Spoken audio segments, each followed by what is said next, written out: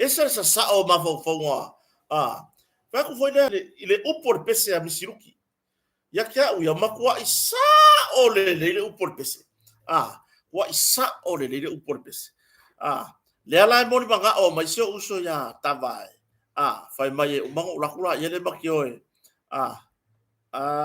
so sa na se mai le masigi e uang se me o mi per ka ko life ya le ala wa vai la le fa kwaru le a kormia ya fa felo iso tato tunu ma futa mai le vai ngor taiao ile fa fonta poi foi ile nei aso fo le aso se ful martasi le nei le aso lulu o le lulu ngei ka ko yai o le lulu ngei ka ko yai ma lo so fo manuia ni ava ya o Nesayon Vitale ya Emil Hut lo le sio capelli fa fo wina Tanielu Belepsite o Mati le Pule yo so to fine a Mati le Pule la mafta mai so le va ko le so wala kengi ai o la umpelinka martato au lango I Amlikana ya o Taima Pati Santana Hayward o iposa o ka ngo ya o se uso so ya tama ya posta mari I lunga mole mo pokola me foi no TikTok so ke fai ya kiro ka paulo ka foi o au le e fai ya kula se feriuri wa I mai le mea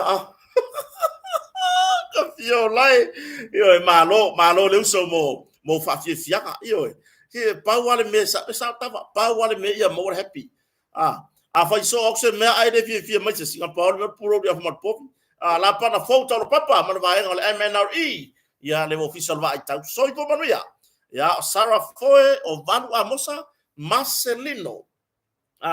so ipo manu anga le lei Francella ya o Mayava ya o le sunga ya alu ira ko ilunga to fa mbao pau fa tai mafta mai le vai ngol tai au I fa fonga fo iso tato watunu ya lungo ka ko YouTube yo to fau fiali ya Fiona Lama ya o Flow Rosalia Lafonga Leticio Marilyn Hopkinson isole so ipo manuia Danny ya le atawa ya o Fetalainga Mayava o Lia Fono Roger Fasimau ya o le sunga ya Lia Fono Elisa Bishop Molly ya so ipo manuia Leticio Sila Taulanga ya o Viole Taleni o Sue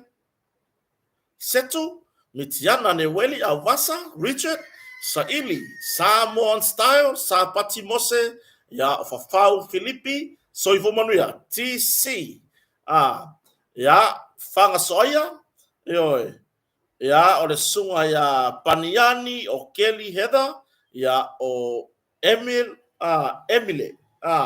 ya leala ua fatasi mai ni va ngortaya ma lo so fo manuia ya o le vi inga fo I tama langi ya o fai fo tai sa le mu mai lo to so fua maleola le ma futa mai fo on Facebook Maureen ya o Pama Tomanongi ya Rosalia Lafonga o Jess Paulo Manu ava palu